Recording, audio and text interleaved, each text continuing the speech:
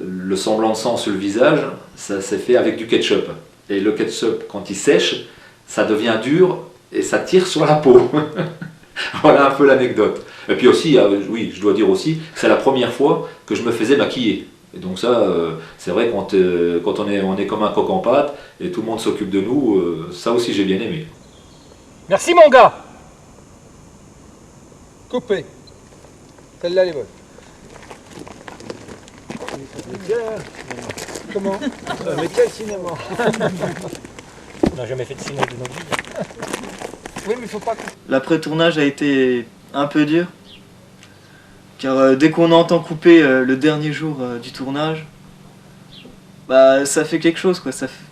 Le lendemain, on sent tout de suite le vide, ça nous manque. C'est vrai qu'on a tourné pendant, ça a été 5 jours intensifs, mais en dehors des 5 jours de tournage, il y a eu les 3 ou 4 jours de répétition, plus toute la mise en place, donc trouver les véhicules, trouver les costumes, tout ça. Bien qu'on ait pas mal de choses au sein de l'amicale, il a quand même fallu faire des recherches. Et après ces 5 jours-là, effectivement, j'ai ressenti un manque, se retrouver à plus avoir un but précis le matin en se disant bon ben je m'habille et puis je rentre dans la peau du personnage, dans la peau de Robin de Résistant. Je reconnais que la semaine, voire les 15 jours après le clap de fin, ça m'a manqué. Et puis ça m'a manqué, puis cette ambiance aussi avec tous les autres, les acteurs, l'équipe de tournage, ça faisait une grande famille, on était ensemble pour déjeuner le midi, et ben, tout ça c'était des liens qui un petit peu se sont estompés. Après, on savait qu'à la fin du tournage, ben, tout ça, ça allait se finir, et ça m'a manqué, je reconnais. C'était assez dur, ouais. On s'est demandé ce qu'on allait faire à la fin du tournage, on s'est dit... Il n'y a plus rien à faire, c'était vraiment, comme je dis, une bonne expérience. C'était 8 jours consécutifs de tournage où on s'était bien imbibé. Donc après, ça faisait un vide, c'est clair. Comme Bryce. Ouais, Bryce de Nice. Parfait.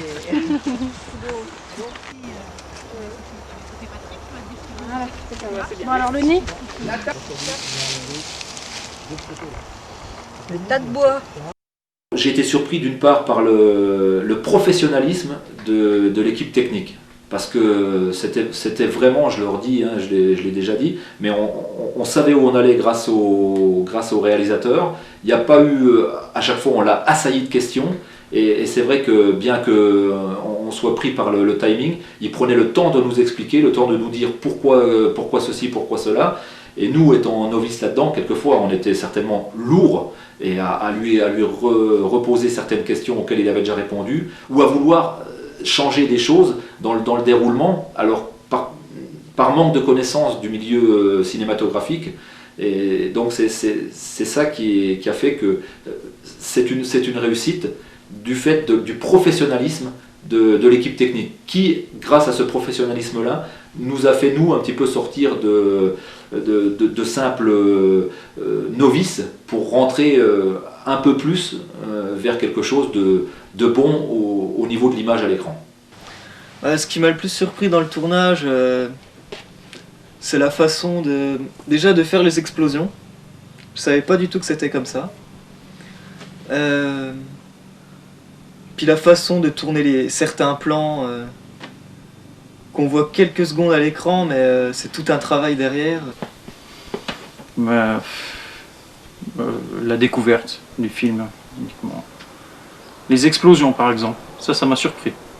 Comment on faisait les explosions. Première. Action. C'est pour prendre le tir en premier, le casque blanc? Non, bon ah oui, je les ai jetés dans le fossé. Le meilleur souvenir, c'est le film en lui-même. C'était 5 jours intenses, mais on est content du résultat. Mon meilleur souvenir, je pense, d'avoir fait de réussir les scènes qu'on m'avait demandé de faire. Ça a été 5 jours de bonheur. On occulte tous les tracas quotidiens, tous les petits trucs qui font que quelquefois on n'est pas bien, ça va pas ou tout ça. On oublie, j'ai vécu dans un monde parallèle, et puis ça a été vraiment le mot qui convient, c'était vraiment du bonheur. Voilà. Allez, bonne coupée, fin de tournage. Ouais, bravo. Vive les croissants.